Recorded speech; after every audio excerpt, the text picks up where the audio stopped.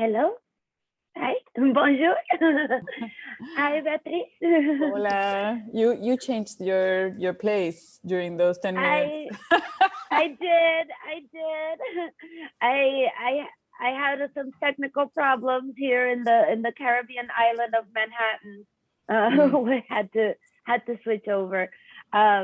But I'm so happy to be here in dialogue with you and to be able to talk a little bit about the work that we just saw and the other pieces that are part of this exhibit. In fact, what I'm hoping is to structure our conversation around the four pieces that are on exhibit right now. And so if we could, we'll get to the one that we just saw, but if we could begin actually with a different one, which is the Marché Salomon. Can we start there? Can you tell us a little bit about that piece for those who haven't seen it yet? Yes, yeah. So Marché Salomon is a work that I made on my second visit and collaboration with a really amazing theater festival that happens in Port-au-Prince every year called Quatre Chemins, directed by Guy Régis Jr., who's a writer, translator, dramaturg. And so the context of it is that I was there for 3 weeks. So actually it was a project created as within a process more of structuring like a theatrical work and improvising and, you know, writing and rewriting a script with a group of people. But the entire process began with just conversations with people in this market, Marché Salomon, which is one of the central markets in Port-au-Prince. I should say that a lot of what this theater festival does is invite artists, both Haitian and from other parts of the world, to make theater within the public spaces of the city. And so each one of us chose a place that we were particularly interested in, and the Marché Salomon is a bit like a universe in the market. So the process of making that project began just with recording with audio.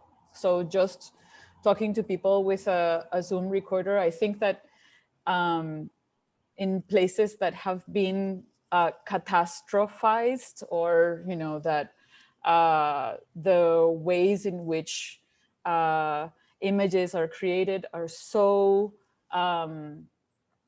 shot through by this image of the place as catastrophe.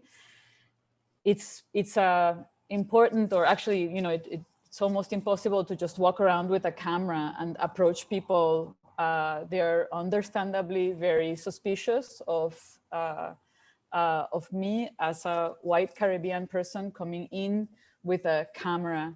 So my first approach was just to record audio and to have a conversation with people in the market about something that seemed to be part of that world, but not necessarily explicit.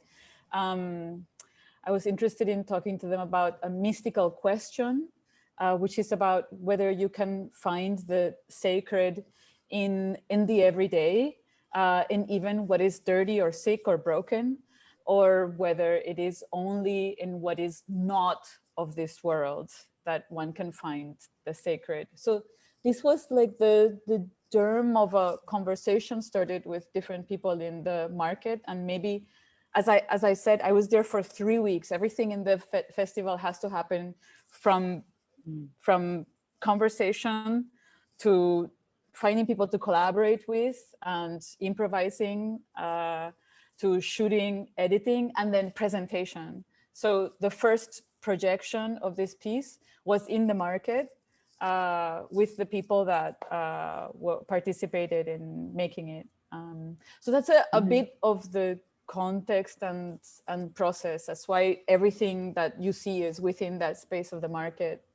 And the conversation between the two teenagers on the screen is partly written and translated to Creole, and then, you know, they each chose the position that they felt most resembled their position, and then improvised a bit of improvisation from that point with objects and their own bodies. And can you talk a little bit about your experience going from Puerto Rico to Haiti? You know, I think there's some of us, like myself included, in Puerto Rico that really think of ourselves as Caribbean more than Latin American or American, and feel a strong connection to the rest of the Caribbean, but that's not the case for all Puerto Ricans. So what is your relationship to the Caribbean? Is that for you, is that your location? Is that how you imagine your place? Because I know place is very important for you in your work. Yeah, you know, I think that for most of us raised in Puerto Rico, you have to choose to be a Caribbean person, which means that you, in a way, you have to construct it, and you also have to question from what position you are, you know, thinking of the Caribbean. We are, you know, ideologically structured not to think of ourselves as in relationship to the Caribbean, but rather in relationship to the United States, or even sometimes to a weird, you know, like Latin American construction, more than in relationship to the Caribbean. And definitely, I mean, not just in relationship to Cuba, which would be the classic example because it's, you know, but in relationship to Haiti or to the Dominican Republic, or, you know, to the French speaking or English speaking islands, we are, it's really difficult to travel, of course. You know, there are very few Caribbean to Caribbean opportunities for dialogue. So you have to really, you know, like choose it and pursue it, you know, make it a point to create connections. For me, it's with other artists and thinkers of the Caribbean. What is most important to me is not to think, okay, let me start in another direction. The Caribbean in general maybe is a place that has been photographed, looked at, talked about, but that is not so much thought of as a place to think from and look at the world. So I'm interested in that, what that means, which means that I have to also find a way to connect with, like, for example, going to Haiti, not let me see through my subjectivity, but rather how can I think with, you know, what does it mean to think in between my subjectivity and the people in the market that I'm collaborating with? Like, what would creating that, thinking from that gap that doesn't, because that relation doesn't exist, what does thinking from that gap mean? What could it be? And it's so yeah, that's sort of how I think about, you know, I think that I am in the process of constructing a way to think from the Caribbean. I don't think that that's a given. I think, you know, we're all organized according to a certain archive of images and an archive of ideas. So I don't think of myself as a decolonized person. I think of myself as a colonized person in the, you know, process of breaking some things and experimenting with forms and knowing, oh, it's not in that direction, but I'm not sure, you know, so I have to experiment a bit to create other images and other ways of relating. Yeah, but I guess I want to also ask you the question, how do you think about, do you think of yourself, certainly you're a Caribbeanist, but that's maybe a different thing. What is your own conception of yourself as a Caribbean person? Yeah, well, I really appreciate what you're saying about, you know, thinking yourself as Caribbean is a political project. You know, it's not, I think, I've certainly experienced it from the case of Puerto Rico, where we're often told that places like Haiti are a worst case scenario for us, you know, and we're steered away from thinking of our present and our future in relationship to those places, las islitas, ¿verdad? In a categorization that is racially charged, but also full of political kind of political ideology and a particular political terrain. So for me, it's really I do consider myself first and foremost a Caribbeanist, a regionalist, but it's certainly not something that I think is organic, like you're saying. It's a political project, and that one must kind of will into being. And so from the fortunately, I had my mentor in graduate school was Haitian, Michel Roth-Trio, and so I kind of have this intellectual lineage, and he himself was a student of Sidney Mintz, theorists who have really tried to think about the Caribbean precisely as you're saying, as a place from which to theorize the world, right? And so even though we're and part of what I do in my classes when I teach about the Caribbean, I joke that I have all these students that walk in the door being Puerto Rican, Dominican, Trinidadian, Jamaican, and they walk out of my class being Caribbean. It's something that we construct together as we find our shared commonalities, despite the differences in language, cultural traditions, ethnic divisions, because there are places in the Caribbean that racially or ethnically look very different one from the other, even though there's this assumed homogeneity. But it's really a shared history that ties us together. These kind of underwater currents that scholars like and philosophers like Glissant, Brathwaite, have used these metaphors to think about a rhizomatic identity that ties us together despite our apparently cultural differences and political differences and colonial differences, because it's again those ties to these metropoles and these decades of growing up thinking of yourself in relationship to a kind of imperial motherland or trajectory, as opposed to a regional one and a geographic one. That is something that we need to unlearn, and so and I think that's part of what I appreciate so much about your work, that I think really speaks to my own desires to try to see things differently, understand things differently, and map out the Caribbean in a different way. Think of our connections to our Caribbean neighbors in a different way. So I was very pleased to see that. But I was struck by this phrase that you use about places that have been catastrophized. Catastrophized. Can you tell me how you say that in Spanish? And what do you mean by it? How do I say that in Spanish? Catastroficado, catastrophizado. I guess what I mean is, after, it's an experience that I had, that maybe we had first here after the hurricane, but I had already seen it in Haiti more from understanding what it meant for me to be walking around with a camera. Understanding what had happened there, how all these cameras had descended onto the place in order to create an image of catastrophe in order to exploit, and one, not just in terms of like monetary exploitation, but just in terms of the world needs that image, like what do they need it for? What is it? What does it do? And I think that not just the earthquake, but everything that has happened afterwards really also taught Haitians something about the system of circulation of images, and what that image of catastrophe is used for. So then the same thing happened in Puerto Rico after the hurricane, right? Like we saw these, masses of people coming to create this kind of image. And so this is the difficulty, maybe Godzilla is a film that I made after the hurricane in bits and pieces.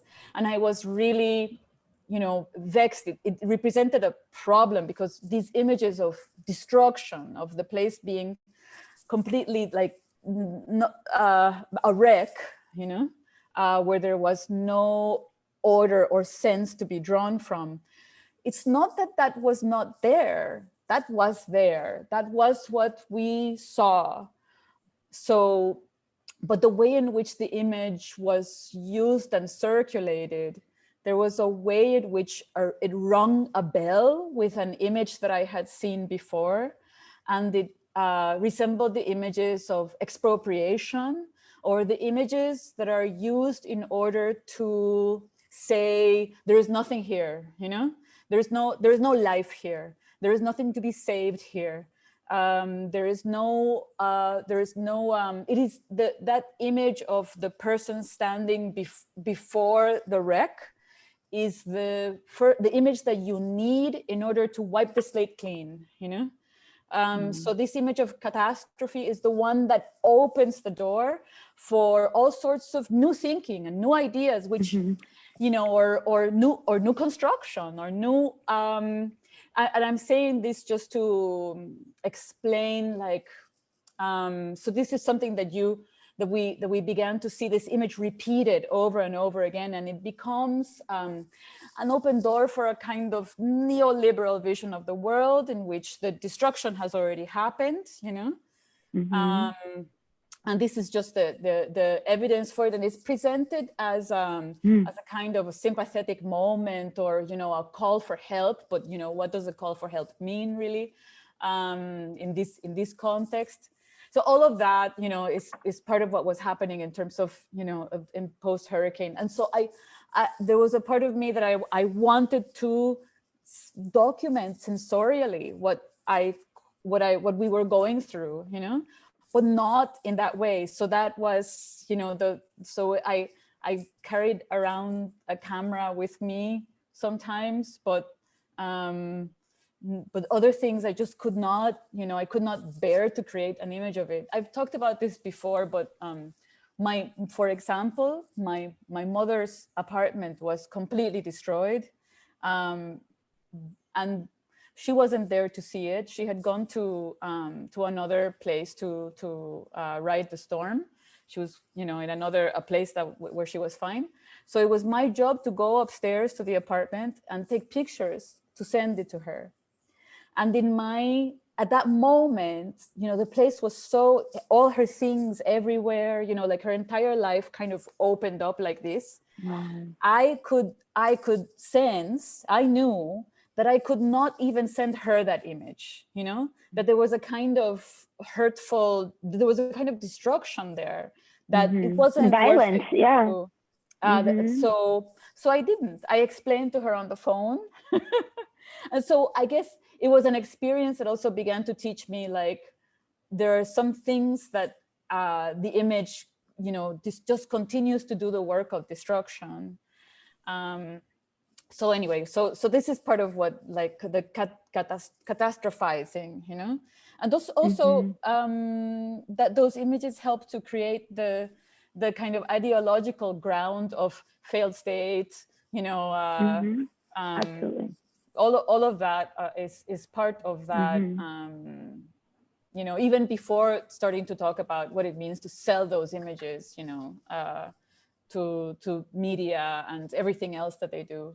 Yeah. But yeah, you've written about this a lot. So. Yes, no, yeah.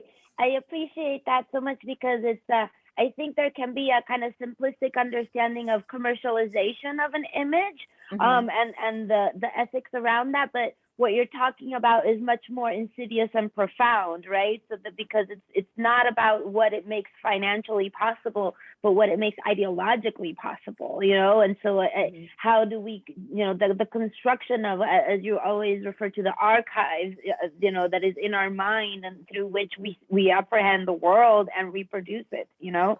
I think is such you know, is so important. And what I think the experience you had of that awkward sensation of picking up a camera, I've certainly have heard that from other people as well, particularly our mutual friend Sofia Garisa Muriente. You know, in the book that I edited, Aftershocks of Disaster, one of my favorite pieces in there is from her. And even though she is also a visual artist, a video artist, what she did was, for that book, was a series of lists that she wrote, you know, because she too felt a need to kind of turn away from the documentation of image, but felt a need to document, you know, and so to archive. And so she has these lists of things that were lost, things that were gained, etc. And it's a kind of fragment of lists. It's not a narrative, you know, and I think that for me, that book, Aftershocks of Disaster, it emerged 1 year after Maria. We had an event, we were trying to commemorate, you know, the anniversary of Maria, and I was like, how can we commemorate something that's still ongoing? You know, this is not in the past. And so that it's thinking about that question, and then also thinking through Haiti, which is where, you know, as a Caribbean, is like that's where I enter the conversation of disaster. And so thinking about, you know, how so much of what happened in Haiti was precisely the kind of things that you're talking about, where people were said, whoa, now we can really rebuild. Now we can, you know, what does this wreckage make possible, right? And so to see that happening again in Puerto Rico as well. And so that's why borrowing from the disaster in Haiti, which was an earthquake, and we later experienced earthquakes in Puerto Rico, and Haiti just this year experienced another big earthquake, you know, is from that I drew this concept of the aftershocks of disaster, you know. And so I argue that even if we're not talking about an earthquake, that all disasters have these kinds of aftershocks, right? And so they don't have a clean and neat beginning and end, you know. And so that so much of what we saw in Puerto Rico after Maria was not produced by Maria, was produced by the colonial history that preceded it, the financial crisis that preceded it, and at the same time, that conglomeration of events and the palimpsest that it creates is so hard to narrate. And so the book is for us is a scattered collection, you know, of testimonies and essays and poems and images, because I felt that there was no one story to tell about Maria. There were so many fractured stories because it was experienced so differently by so many people. And so how to get at that multiplicity, but even beyond that, there was also a challenge to narration, that even in the book, we have interviews with journalists who talk about how they would interview survivors who could not articulate their experience and could not articulate a critique of the United States. And often what did get articulated was a sense of individual responsibility.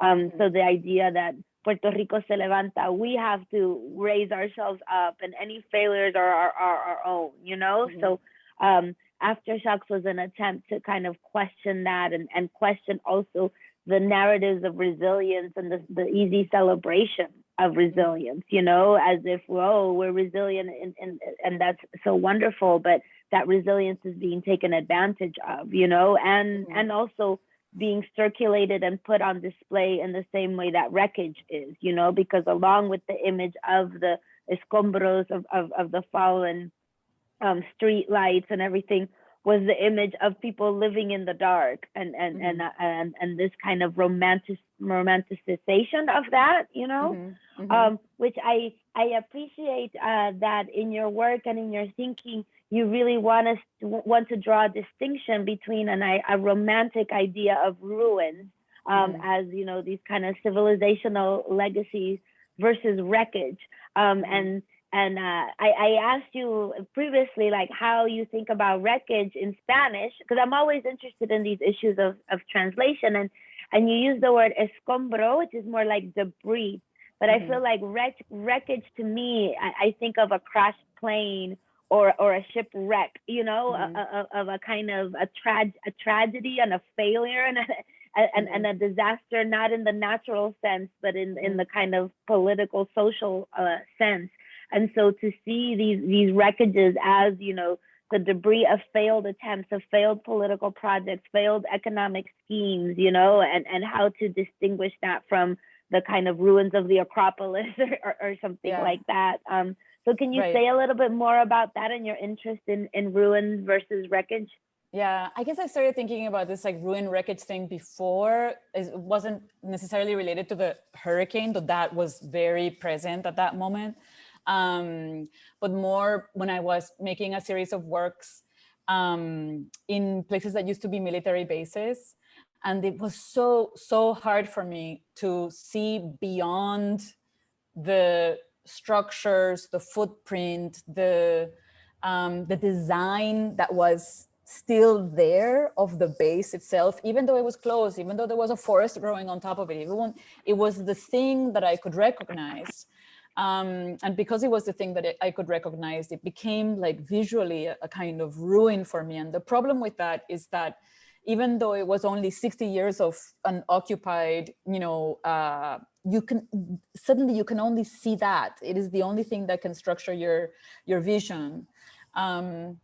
So I started trying to, like purposefully apply other kinds of thinking to it. Like if you think of it as a wreck, then because I'm not interested anymore in the critique of what has been built. I am more interested in the idea of, okay, well, for example, if the aerial image reproduces an image of domination, then what is the other image? What is the language that we can, like you just mentioned, it was interesting to see people that didn't have the language to describe. And it's, of course, when there's something new happening, we don't actually have it's not just the words, but the structures with which to think about it. And so even if we don't have them either, I think that there's a process of playing and experimenting, sometimes even using like chance operation or doing things that might seem dumb, like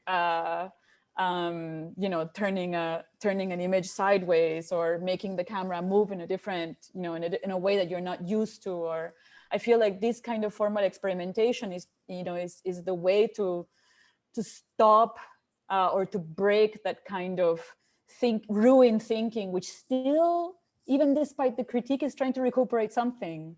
I'm not, I want to, something that thinking about it as a wreck does is it leaves away that, nostalgia for it, and it helps to think in larger timescales, So it helped me to see, for example, what it meant that there was like wild cotton growing in this place that for 60 years was a Navy base, but it was something before.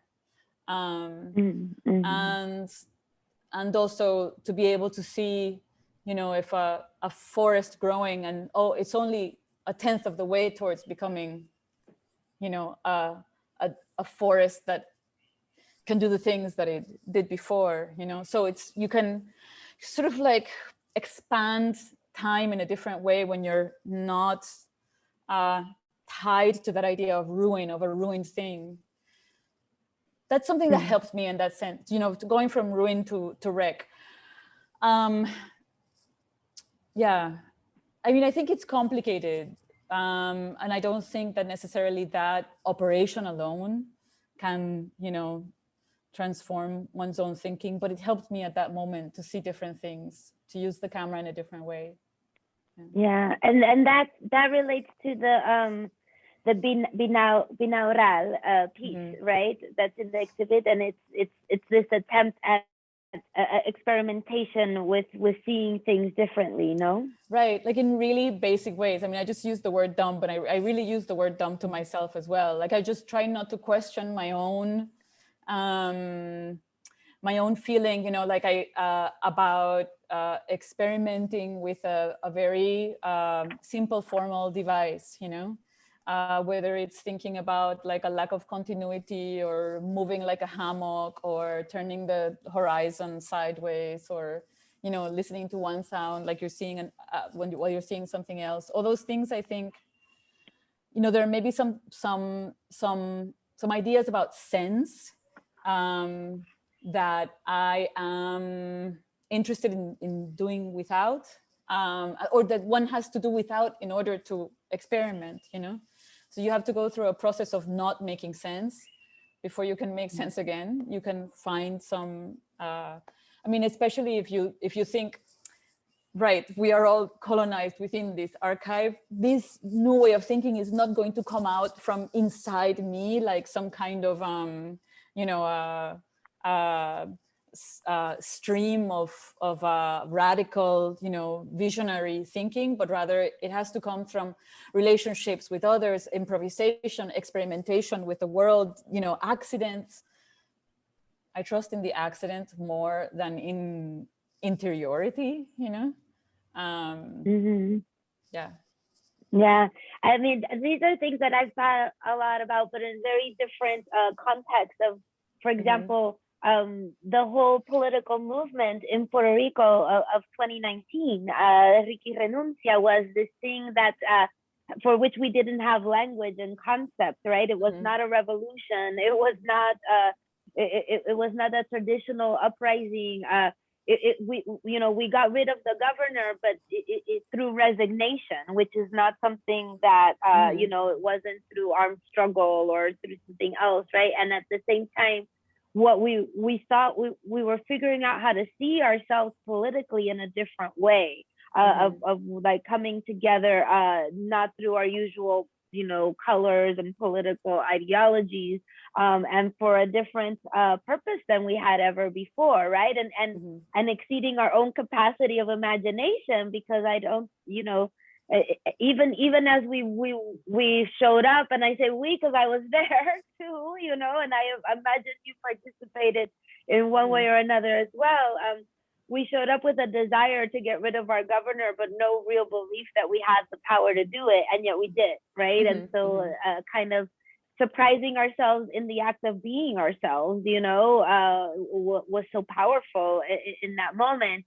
And in many ways could be thought of as an accident, because it was absolutely not this planned out revolution, with ideologues, setting the stage for it, and a very much an example of what can happen when you just improvise, improvise even what politics without political language, and doing the thing that improvisation does, which is like something happens, like everybody shows up to a place, oh, we're all here. This is who all is, it's kind of a moment of, the moment where it happens is also the moment of recognizing who is the we, and, and that, it's been a couple of years, so that also there's all these ways in which, we can be critical of that moment as well now and go like, well, that's the way that went. And, but it was really, I was actually not in Puerto Rico at the time. So I was teaching in New York, looking at my phone 24/7, just, amazed at what I was seeing. And, wanting to get on a plane. It's an emergency. Well, I was in New York and I got on a plane. It was an anthropological emergency for me. I felt like I had to be there. Well, that's great. I love that phrase. It was an anthropological emergency. Yeah. It was also something that you could experience through your phone. Obviously not the same thing, obviously a different thing, but you could be a part of it, and because it exceeded even the spatial logics of protest, in lots of ways, so hopefully we will continue to exceed those spatial logics. But that brings me to the fourth piece, which is La Cabeza Mató a Todos, which is in many ways about space, and landscape. And can you talk a little bit about that piece? Yeah, it's a collaboration with Mapensi Nono, who is a performer in their own right, and somebody that I've known for a long time. And sometimes I make work that is like, only possible with that person. It's kind of comes from who they are, and so it is a kind of film as spell. It's about the idea that symbolic action, symbolic thinking can also create huge change, that one does not have to like we were talking earlier, not just move things brick by brick, but that changing one's conception of what is going on, what can happen, what is a we, is also another way of changing things, that sometimes feels, those things seem like impossibilities, but they're, if you think about the possibility of those kinds of poetic and symbolic accidents and what they can do, how they can allow different kinds of thinking and ways of being in the world, which is also, what I found really interesting about that essay that you sent me about the non-sovereign futures, the idea of the non-sovereign. We were talking earlier and I said, like, that's interesting. I don't, like, I was trying to find the connection, you know, I don't think so much about the idea of sovereignty, but I'm interested in this idea of the non-sovereign as a place of possibility. Yeah. Well, for me, you know, we were talking about your kind of struggle with the limits of you know, film and the kind of archive that you inherit as a visual artist. I think for me, the way I think about sovereignty is also that way, where it's on the one hand, it's this thing where we're told we're supposed to desire, while at the same time we're told we're not able to have it. And so this kind of, you know, inherently frustrated position of the non-sovereign Caribbean, thinking about places like Puerto Rico, but, you know, people tend to talk about Puerto Rico as this real exception, but there's actually more non-sovereign places in the Caribbean than there are sovereign places. Everything from the Virgin Islands, Curacao, San Martin, and also places like Guantanamo, you know, all sorts of different relationships to different political jurisdictions and different abilities to self-determine what we want to be. But to me, that's part of the straitjacket of sovereignty as defined, you know, through the European tradition of nation states that were created also to be empires, because the concept of sovereignty is entwined with the ability to conquer and settle. And so I think that part of the struggle in the Caribbean is with that feeling of lack that we feel from not being sovereign. And even many of the independent countries in the Caribbean feel like they don't have sovereignty from the UN or the World Bank, etc. A place like Haiti is a place where sovereignty is constantly under question. Even places like Grenada has been invaded by the US, Jamaica, you know, undergoing such structural adjustment through the IMF, etc. So there's this constant kind of feeling of lack of sovereignty and a desire for what we're told should be this kind of ideal state of self-determination. But at the same time, I think there's a rejection of what that sovereignty has looked like and meant for many European countries. And so how to think differently, how to see something different, you know, to use your language, you know, is part of what my work is about, like how to try to imagine a different political relationship, social relationship that gives us something like that feeling of sovereignty, but that isn't tied to an imperial project.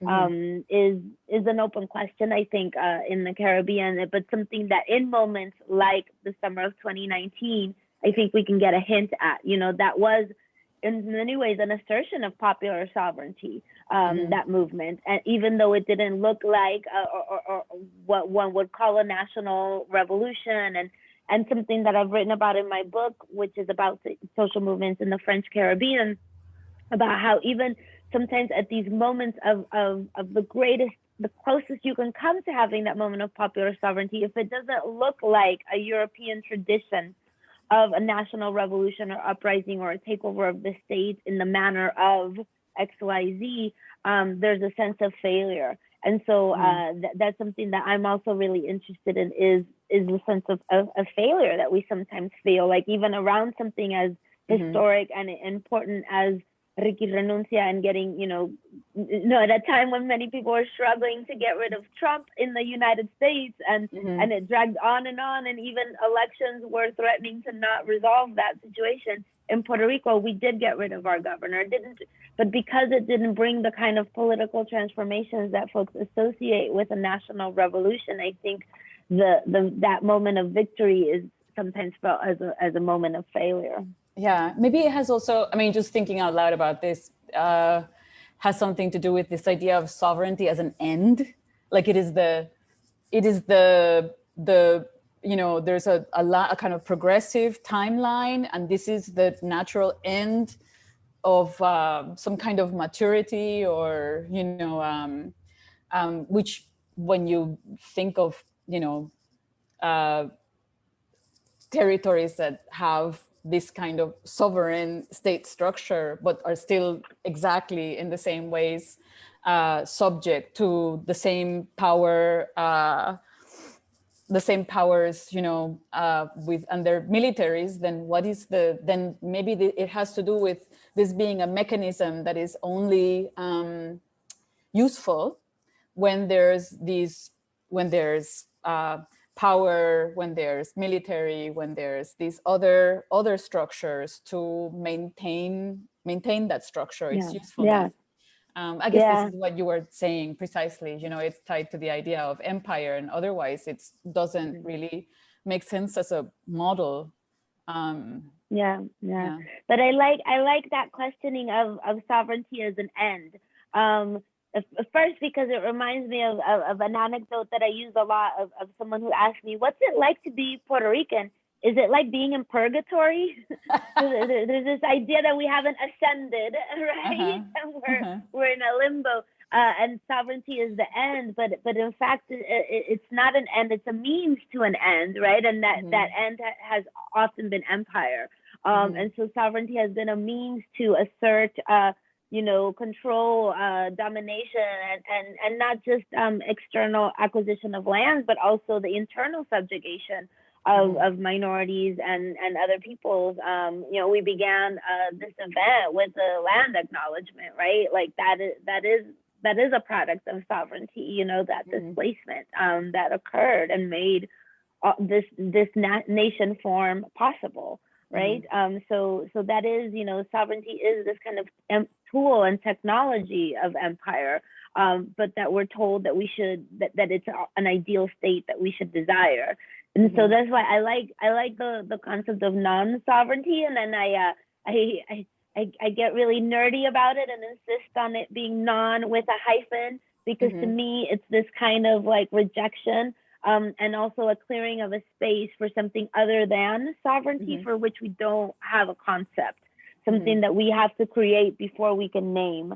And so we don't know what it is, but we know it's not that. So it's not the kind of, imperial model of sovereignty.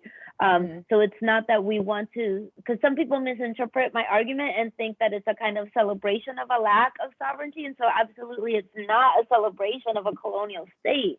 It's just a rejection of the assumed path that we're supposed to take to get out of that colonial state, and to say, the end is a question. The end isn't necessarily this model. Yeah. It makes me think about sort of where we started the conversation about whether, do you think of yourself as Caribbean, and what does that mean? And I think this has something to do with this as well. I'm not sure whether what I'm about to say is neither here nor there in terms of this conversation, but I was thinking about that for me, it's more and more important for the work not to be able to be situated within the national, So I'm interested in thinking between and with different thinkers and people that one could, that you can't say like, I want to avoid the moment where the thought enters that this is about Haiti or about Puerto Rico or about, I want it to be not possible to situate it in this way.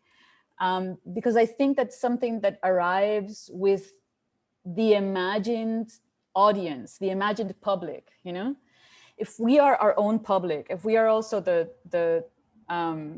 if we are the makers and we are also the people who the work is for, then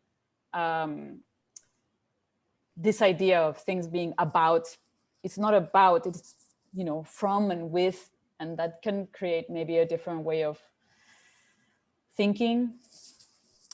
Yes, thinking aloud here. Yeah. I love that.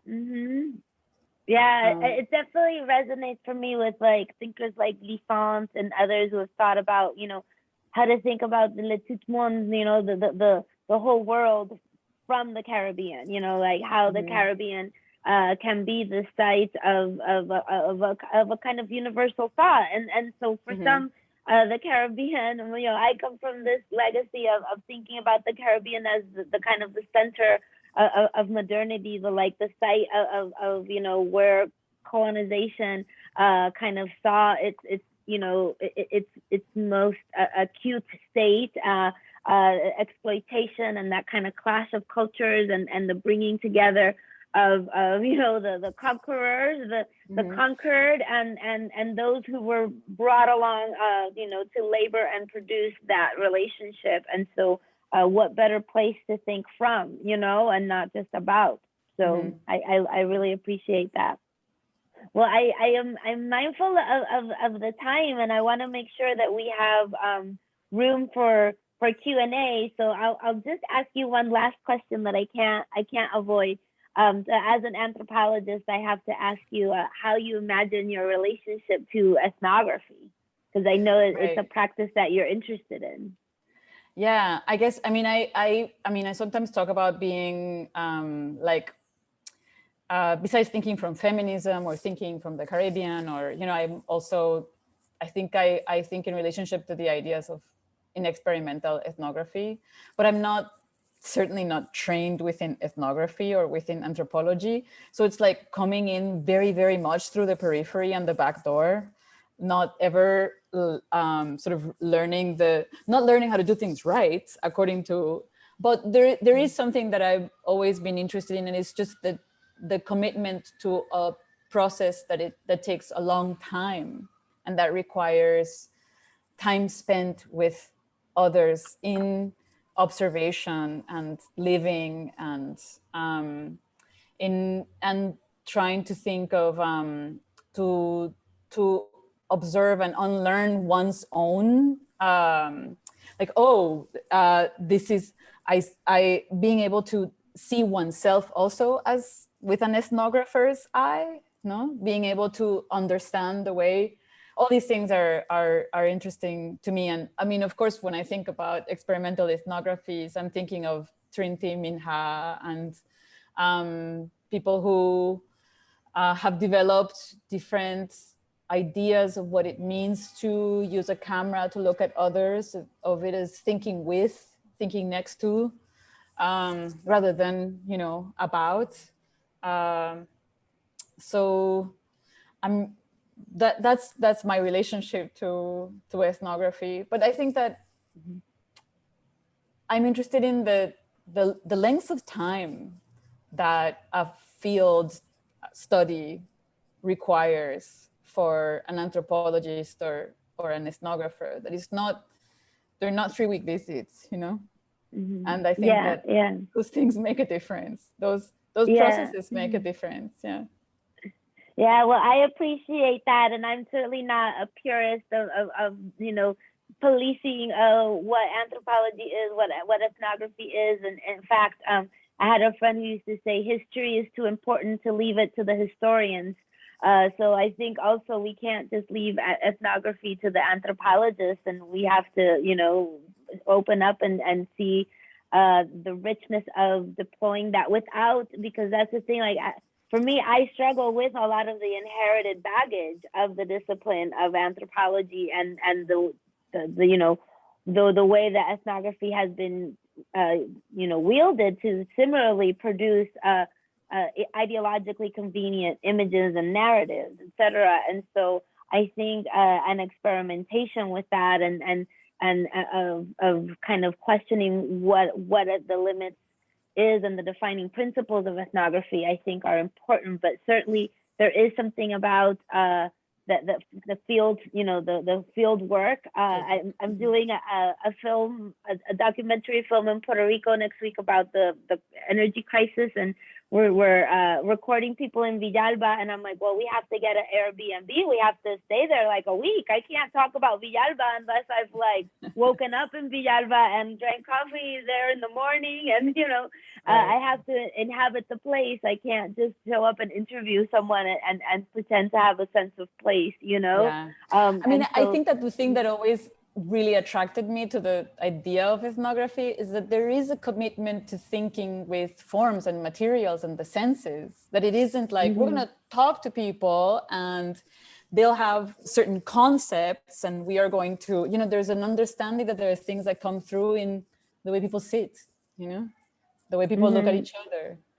And that is the thing that really, that really attracts me to that. Yeah. My advisor, Michel Rothschild, he wrote the first book in Creole about the Haitian Revolution. And he wrote all this historical work, and someone once asked him why he was an anthropologist instead of a historian, why he chose to study that. And he said that for him, anthropology was the discipline that most questioned Western standards of evidence and kind of most opened up what evidence could be.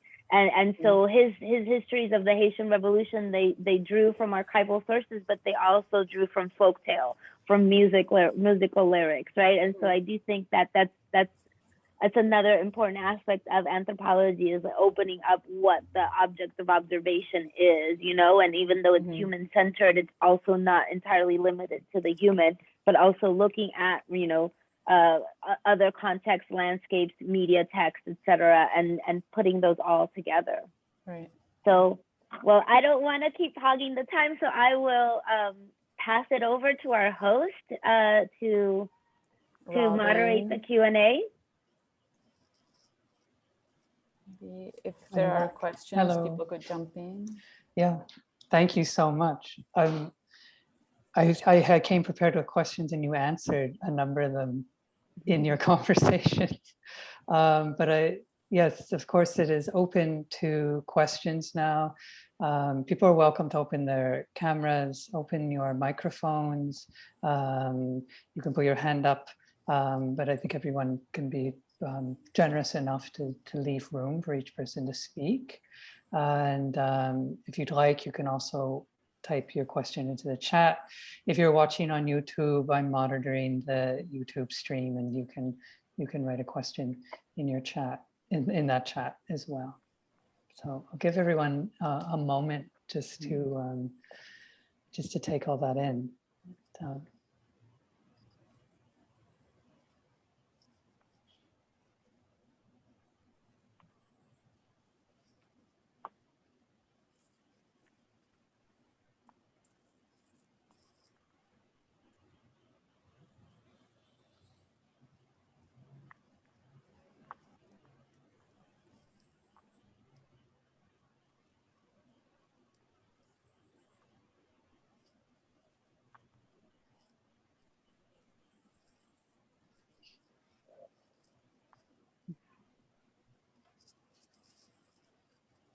Well, I can start with one question and give people a bit more time.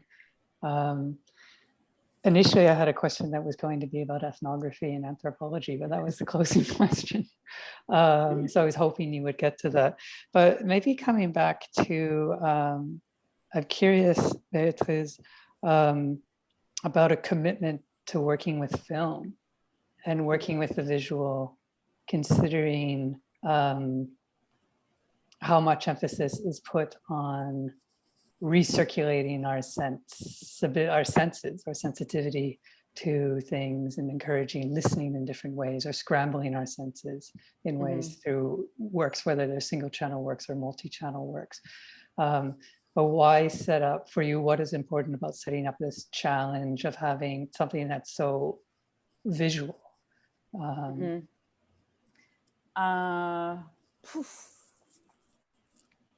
I don't mean, there's maybe some part of that question that can be answered by, like, you know, I'm an artist first who became interested in film and video. So I almost don't question this idea of visuality or having the visual be the, like, that's kind of where I live, you know, where my mind lives. There is something additional that I find about working with a camera that I love, which is that it makes certain things possible, certain relationships possible with others that are not possible without it, you know. It's like walking around with an eye, you know, and standing in a room with and saying, I am paying attention in this way. I am bringing vision into the room.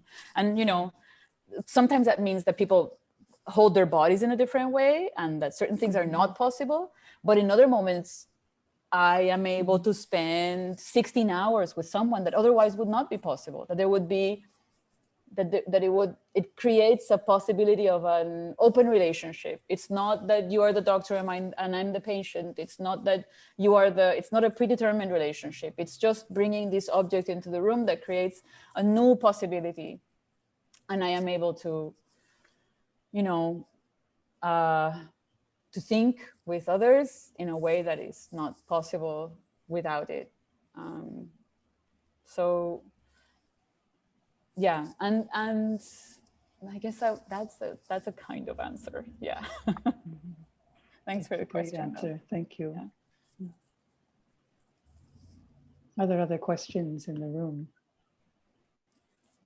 I have a question. Hello. René.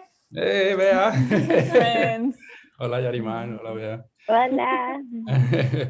No, like, well, not necessarily a question, really. More, I visited the exhibition with Melissa the other day, and I guess I just wanted to hear you talk a bit more, Bea, about well, that piece of glass, like how you use sometimes objects as well during the projections, or just the films running in. So not so much more about necessarily your content or your background, but more in terms of when you present and, you know, your thought process as well, of like, because there's that glass piece that kind of filters that projection, and I felt that it was super beautiful. I don't know, that touched us very, very deeply. It's a piece of glass from a mufaro, a lighthouse that, you know, after the hurricane, it was already breaking, you know, but after the hurricane, its pieces were, so yeah, I mean, the camera is a physical object, the projector is a physical object.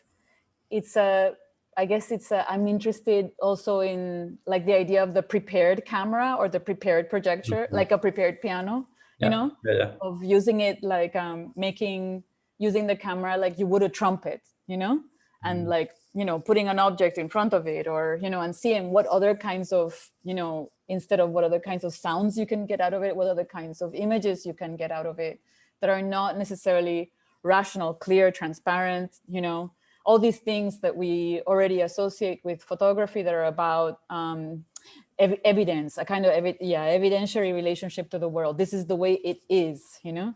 So instead, putting that object there, well, it brings objects into the room. It brings the projector in as an object. It brings light as an object. It sort of, you know, makes you more aware of where everything comes from, you know, because if that piece of glass comes from some place and some time, then that projector and the film and all of that as well. So it sort of brings everything along with it. I'm interested in that. I think sometimes it's more successful than others in terms of like, I've done, you know, other kinds of experiments, and I love, you know, my friend Luis Arnias was telling me the other day, he's an amazing filmmaker from Venezuela, was telling me about early Japanese cinema, structured the relationship to the screen, instead of it like the audience being directly in front, the audience was like diagonally looking at each other and also looking at the screen through one of your, so, you know, you are not going to forget that you're in a room with people. You are in a room with others and also seeing a film. So it's a different way of, you know, thinking about filmmaking in which it doesn't have to capture your complete attention. You do not have to stop being a body in a room. That's interesting to me, you know, like just if you think of going back to that moment and going like, oh, all the different directions this could have gone, you know.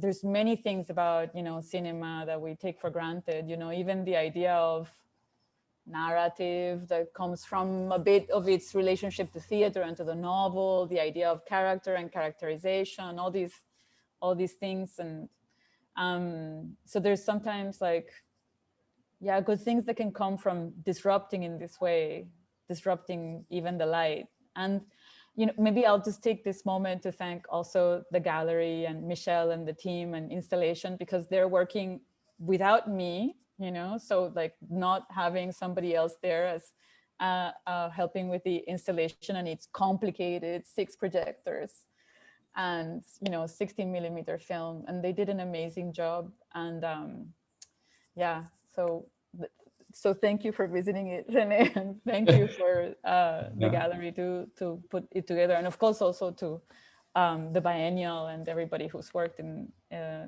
organizing it as well, and to Robin for organizing this talk. Well, and also just to add a little comment, to me, what I found was that warping of the image through the glass, it kind of resonates with the non-linear narrative, right? Like, and it makes it ambiguous, right? You're not seeing something totally square, and everything is prismatic, which kind of makes sense as well after post-pandemic, that the idea of the rainbow also kind of happening, and there's something there interesting. And just I tried to take an image of an image on my phone, and then I look at the image and it's all, you can't make sense of it, and you like, in a sense, right? And I kind of felt that that was kind of interesting, not to actually be able to grab it really well. So it kind of really, you need that experience to be there, right, live, and to kind of see it happening. So anyway, thanks. And it's a pleasure to see you guys. Robin, if I may. Go ahead. Yeah. I want to thank you, first of all, for the density of what you presented and your eloquence in articulating these. I mean, I'm a total biased, being myself an artist from Lebanon, from Beirut, and like I completely identify with, you know, the thinking and the feelings of the catastrophized space and place, and our relationship to it. And talking about image, I wanted to ask you, what can our images, and the question is to both of you actually, what can our images as artists, or for what it matters, our lack of images, what can that do? And in case you think that by its effacement or by its erasure, by the erasure of the image, we could, as artists and also activists, basically do or achieve something in that relationship with and from that place. Again, going back to the words that you said, because we are definitely not talking about this place, we are talking and thinking with that place. Well, that's like the $1 million question, right? Sorry, it's not a trap question. No, I mean I mean, I guess I don't want to answer it, because I think that like my work is like, it's not an answer at all. It's more like an obvious, like obviously this person has the hope that images do something. Like the person that continues to make this work, you know, without knowing and understanding that failure is a part of it, and that there may be some moments where you realize that image should not exist. Like that actually there's no way that this image can live in the world. And but I guess I don't, I have hopes for what an image can do, you know, but I don't know if I can talk about, and of course, many things, you know, in different directions. But I also think that, I mean, my first feeling after being in Port-au-Prince for the first time and understanding the ways that that people were communicating their refusal to be made an image. So that position to not become an image, also, I understood it as very important, an important presence next to the images that are able to exist and circulate. And then the other thing that I guess I've been thinking in relationship to this question is also about who it's for, you know, who is, Yeah. There's a kind of assumed, we were talking about this earlier, assumed public of contemporary art or assumed public of film, you know, which is a kind of generic bourgeois subject. And so it takes specifying a different kind of subject to create a different kind of image as well, I think, you know? So I've recently been thinking, like, I'm making this work for Esteban, you know? I'm making this work for this person, thinking about his life and his background and the work that he made and what he lived through. And if somebody else can come to it and get something out of it, that's great, but it's for him, you know? And you have to understand his subject position in order to be able to access the work fully. And that's, I guess it's not an answer to the question, but the ways that I've been thinking about it. Maybe Yarimar has other. I mean, your answer does lower my anxieties, let's say. So thank you for that. You're welcome. As someone who doesn't make images, so I think that you know, I really appreciate Bea's desire and attempt to see things differently, to help us like unsee. I think sometimes unseeing what we've always seen is as important, you know, and maybe even a first step to creating a new image, you know. So even just, you know, which is in a tradition of like culture jamming, etc., you know, just kind of breaking with that image that we've inherited and that sometimes we can't see beyond. I think even that first step is so important. And for me, I as someone mostly writes, there are times when I feel like there's something that I can't use the narrative form for. And that sometimes images, even if it's also just a kind of description of images, even, but of mise en scène, you know, of different emplotments, you know, that can just conceptually and epistemically be so important. So even if it is only attempt that we can make, you know, but that effort to unsee and to see differently, I think, and to help others, you know, do unsee, seems very important to me. Thank you. Can I ask something, Robin? We have time. Yes, yeah, absolutely. Go ahead. Yeah, I get it's Beatrice.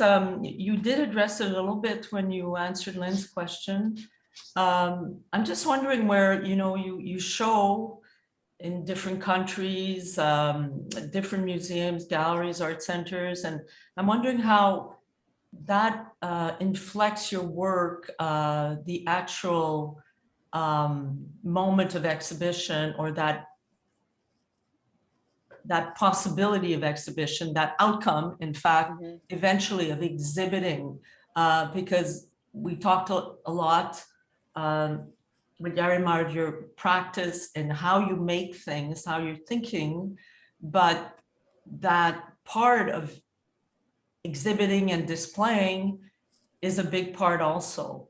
And I completely agree with you, you know, the public contemporary, well, I'm not sure if I completely agree or not, but I'm not too sure who the public of contemporary art is. I think it's not everybody, but it can be anyone, you know, and it depends so much on context, where you are and so on. But then how, you know, you clearly think about how you present your work, right? I mean, this situation was kind of really exceptional, where actually you couldn't come, and you know, there was a huge distance. I mean, you weren't present there, right? So we had to communicate differently, and that must have been really frustrating.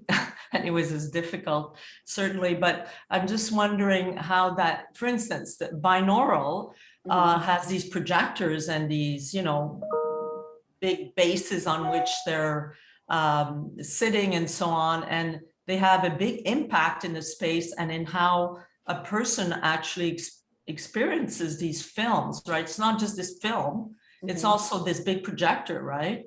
So the you know, the tools you use and to make your work in this case is very present, right? So is that something that actually is present when you're making work? The image of like how this will live in the space. Well, I mean, how it could be experienced and how not just binaural, but any work you make, how that's going to be presented. Yeah, I mean, to be honest, it's something that I have been trying to think about more and more, because I think I used to be much more like a person that was always in the making moment, you know, and the exhibition was like an afterthought. And in a way, as my work became more and more seen and I had more opportunities to show, then it had to stop being something that I thought about afterwards and began to be something that I thought about. But I almost think of it as a different moment, you know, like a moment in which there's other work that is happening. So I think about it in parallel. And also, you know, I think about really practical things like, you know, Marché Salomon, I think it's important for it to show in places where there is a big Haitian community, where there is already like a discourse, a diaspora there, a kind of understanding and some kind of exchange. So it's not a kind of exoticized, you know, image, and where there's a community to take care of it in a way, you know, is something that I think about. So that those kinds of sort of practical aspects about, you know, it's, you know, on a discursive level, but then just thinking about it in the space, I have to admit that in every space it works differently. And so that's the frustrating part about not being there. It's just like, I know that at some point I said like, okay, I trust you, you know the space better than I do. If it's too big, make it smaller. If it's, you have to move this, move it to the, you know, because I think that there's a knowledge of the physical space that cannot be transmitted through a... But I imagine also your relationship with the curators, the people that you're working with in whatever, you know, art center you are, wherever in the world, right? Because that relationship will be different. I mean, their expectations or how they're reading your work themselves. Yeah, completely different. We just did in Sao Paulo in the biennial, I just presented another work. And something happened that I could not have predicted, which is it was in a building that is in the center of the city that has been kind of emptied out through the pandemic. And this was the first opening that they had where people were present. And then we also had a live soundtrack of a band that has a really strong sound. And so it was like, suddenly there was this clarion call coming out of this center building of the city. 800 people came. It was a really, you know, it was a remarkable moment, an event, which I had no idea would happen. And I don't know if it had anything to do with the work exactly, but with the moment and, you know, completely unanticipated. Yeah. Thank you. Thank you for asking.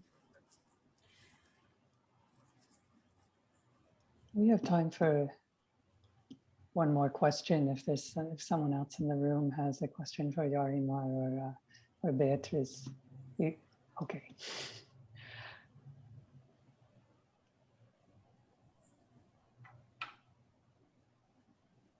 Okay. Well, thank you, both of you, for such an incredible exchange. We're so pleased that this exhibition gave us an occasion to bring you two into conversation. This will be archived. It'll be available on our website and on our Vimeo channel and on our YouTube channel. So if people want to revisit it, you're welcome to. And then of course the exhibition is up until October 16th here at the Ellen Gallery in Montreal at Concordia University. So I'm going to wish everyone good afternoon if you're in our time zone, and hopefully we'll see you soon at the gallery. And please follow us on our social media and keep following our newsletter for further events, because there's a few more coming up around this. And do please consult the Memento website as well for the other exhibitions and programming that's happening in parallel and alongside Beatriz's exhibition. Thank you very much. Have a good afternoon. Thank you. Goodbye. Thank you all.